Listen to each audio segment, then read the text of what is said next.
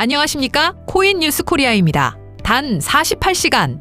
이번 베이징 정상회담이 한국 증시와 비트코인 방향을 동시에 흔들 수 있습니다. 세계 경제에 가장 큰 영향을 주는 미국과 중국, 이 두 나라 정상이 지금 무역, AI, 반도체, 대만, 에너지 문제를 한자리에서 논의합니다. 겉으로는 외교 일정처럼 보일 수 있습니다. 하지만 투자자 입장에서는 이야기가 다릅니다. 관세 압박이 낮아질 수도 있고 기술 경쟁이 더 거칠어질 수도 있습니다. 육아 안정 기대가 생길 수도 있고 환율 변동성이 다시 커질 가능성도 있습니다. 특히 이번 회담은 미국이 중동 변수까지 안고 들어가는 시점입니다. 그래서 시장은 지금 이번 48시간이 위험자산 랠리를 이어갈지 멈출지 여기에 집중하고 있습니다. 오늘은 트럼프와 시진핑 베이징 정상회담이 한국 경제와 가상자산 시장에 어떤 영향을 줄 수 있을지 살펴보겠습니다. 먼저 첫 번째, 무역과 한국 수출입니다. 가장 먼저 시장이 보는 건 관세입니다. 트럼프는 과거 대중압박 카드로 최대 145% 수준 관세를 꺼냈고 중국은 희토류 통제 카드로 맞섰습니다.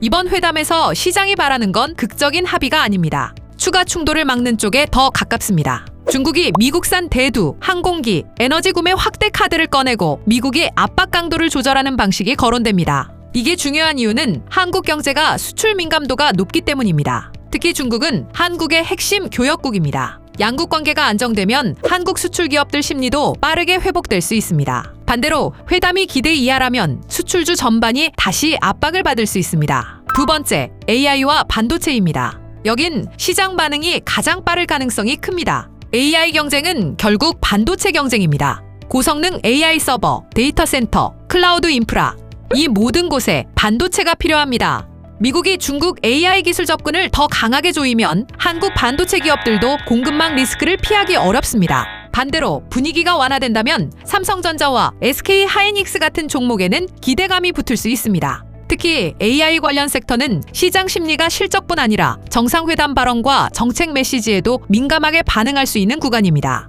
세 번째, 환율과 에너지입니다. 이건 한국 경제에 직접 닿는 변수입니다. 한국은 에너지 수입 의존도가 높습니다. 국제유가가 오르면 기업 비용, 물가, 환율이 함께 자극받습니다.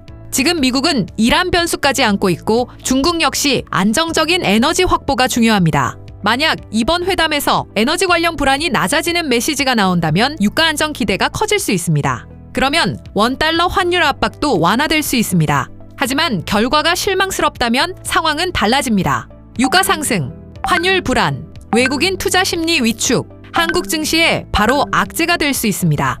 네 번째, 가장 민감한 대만 변수입니다. 여기가 이번 회담 최대 리스크일 수 있습니다. 이유는 명확합니다. 대만은 글로벌 첨단 반도체 핵심 거점입니다. TSMC는 글로벌 첨단 반도체 공급에서 핵심적인 역할을 하는 기업입니다. 만약 트럼프가 대만 관련해서 예상 밖 메시지를 던진다면 시장은 즉각 반응할 가능성이 큽니다. 처음엔 긴장이 낮아지는 신호처럼 보일 수 있습니다. 하지만 더 중요한 건 그 다음입니다. 미국의 대만 관련 메시지가 후퇴한 것으로 해석될 경우 아시아 전체 지정학 리스크가 다시 커질 수 있습니다. 이건 외교 뉴스 수준에서 끝나는 이슈가 아닙니다. 글로벌 반도체 공급 안정성 자체를 건드릴 수 있는 문제입니다. 그 순간 삼성전자, SK 하이닉스, 기술주 전반 심리까지 영향이 번질 수 있습니다. 즉, 잠깐의 안도감보다 더 큰 불안을 만들 수 있는 변수입니다. 그럼 여기서 질문 하나가 생깁니다. 코인 시장은 어떨까요? 가상자산은 대표적인 위험자산입니다. 특히 비트코인은 글로벌 투자 심리 변화에 민감하게 반응하는 자산이 됐습니다.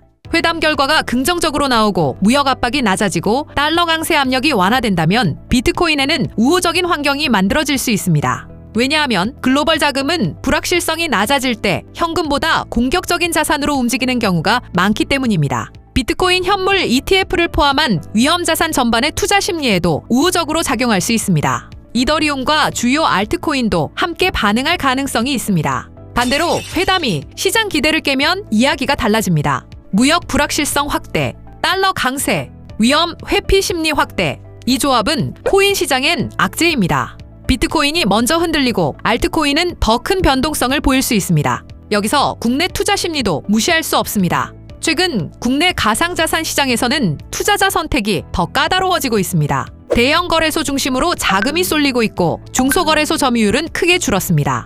이건 투자자들이 지금 무작정 공격적으로 움직이기보다 더 신중하게 접근하고 있다는 뜻입니다. 이런 상황에서 글로벌 악재까지 겹치면 국내 코인 심리도 빠르게 얼어붙을 수 있습니다. 다만 장기적으로는 다른 해석도 가능합니다. AI 경쟁, 디지털 금융 경쟁, 글로벌 결제 인프라 경쟁이 커질수록 블록체인 기반 결제 시스템과 스테이블 코인 관심은 더 커질 수 있습니다. 즉, 단기 가격과 산업 방향은 다르게 볼 필요가 있습니다. 정리하겠습니다.